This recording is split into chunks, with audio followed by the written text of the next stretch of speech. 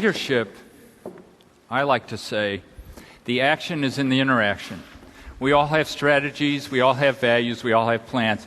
It's how you bring them to life in the moment with others that defines your reputation as a leader. If you're effective in the moment with others, you understand the issue, you see the other people, you provide a leadership perspective, you help advance the notion, you will succeed. If you're ineffective in the moment, you will fail. In essence, it is that simple. It is not complicated. The action is in the interaction. We recognized that 10 years ago when we started on our journey with Campbell. Campbell Soup Company is an $8 billion company, about 20,000 employees.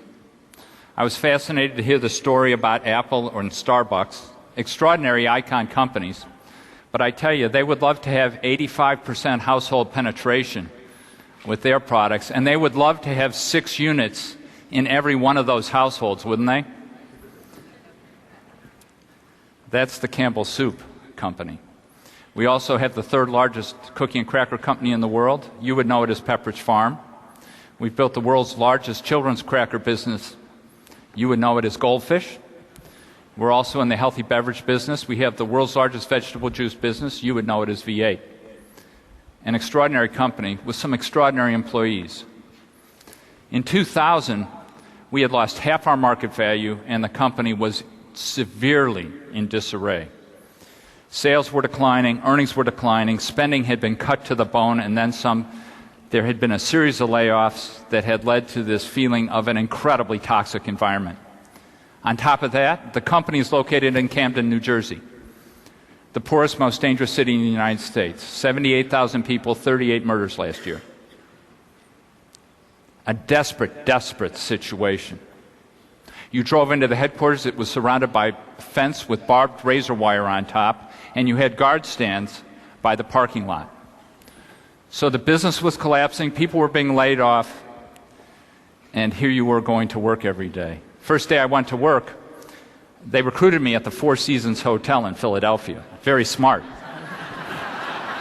The first day I go to work, they say, here you go, and they're driving me in, and I say, no, I was aware that there was a minimum security prison in Camden. I said, no, we're going to Campbell's. And the driver said, oh, no, Mr. Conant, this is Campbell's. Difficult situation, difficult place to go to work every day. Very troubled environment.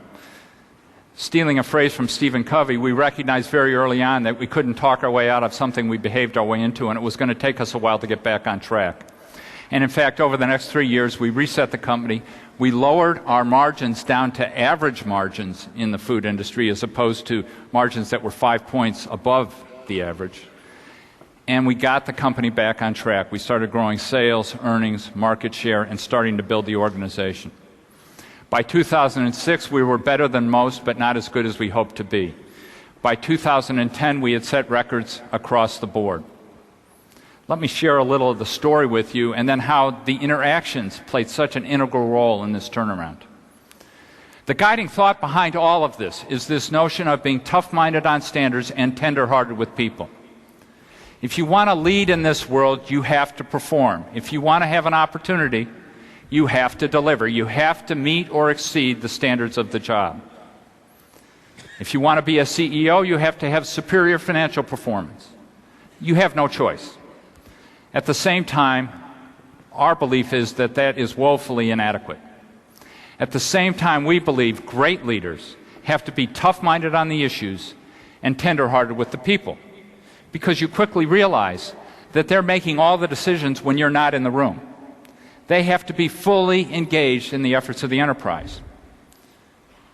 And we believe that you can't ask them to devote meaningful, intense energy and effort to the work unless they believe that you are personally invested in them as human beings.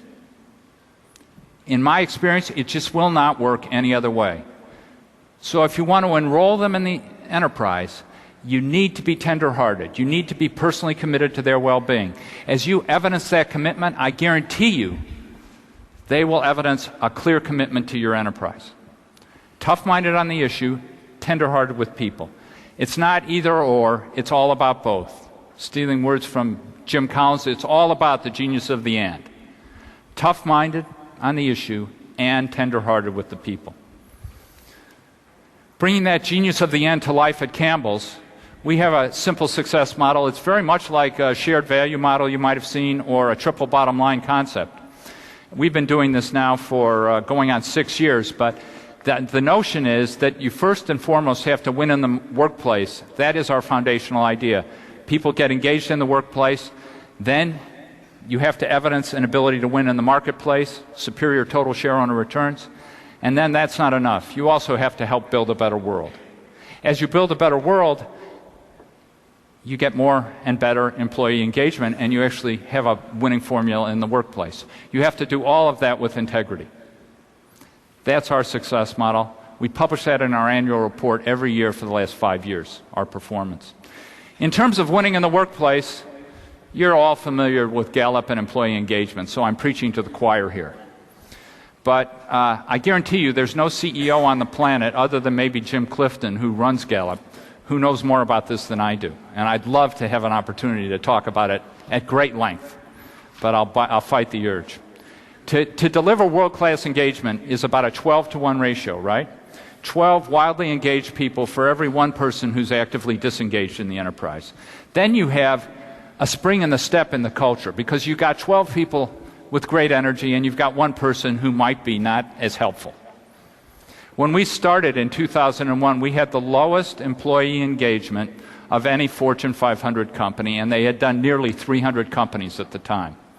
It was a product of that environment I talked about at the beginning of this section. We were in disarray. It was a toxic environment. People did not feel valued, and they certainly didn't value the agenda of the company.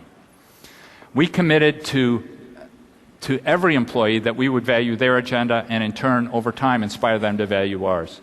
This process of managing carefully all of our interactions has led to world-class performance as of 2008, and we're at 17-to-1 today. 17-to-1 just came in for 2011, and our global leadership team, our top 350 people, the engagement ratio is over 70-to-1. Our people are wildly engaged in our enterprise. And interestingly, all of a sudden we start to be recognized for engagement, for having a best place to work, for winning the Catalyst Award for advancing the opportunities for women in business, for creating an exceptional technology culture or an exceptional diversity culture. And by the way, it leads to superior marketplace performance. We've out-delivered the S&P 500 almost fivefold through this difficult environment, through this difficult financial challenge. Our best year in history was in 2010. We've outperformed our peer group in the S&P Food Group, and we've also outperformed the S&P. We've also been consistently recognized as a leading company in terms of corporate social responsibility as we help to build a better world. Using the Boston College Center for Corporate Citizenship Reputation Survey, we've been in the top 10, as have 4 other food companies, interestingly. Highly recognized in this space as well. And we also care about how we're viewed in terms of our integrity. And we value those watchdog groups that are saying, here's how you're doing. Ethisphere Magazine, ethisphere.com, one of the world's most ethical companies. We take great pride in that recognition.